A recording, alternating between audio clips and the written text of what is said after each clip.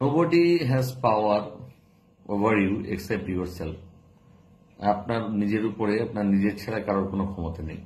You can give this power to someone, আপনি এই ক্ষমতাটা অন্য কাউকে দিতে পারেন অর্থে can, then he has power over you, তারপর কি হবে, তার আপনার উপর ক্ষমতা চলে আসবে। বাট মাই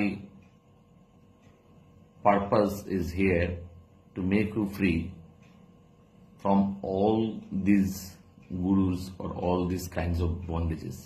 আমার কাজ হলো আপনাকে এই ধরনের সমস্ত গুরুদের কাছ থেকে অথবা বন্ধনের হাত থেকে মুক্ত করানো।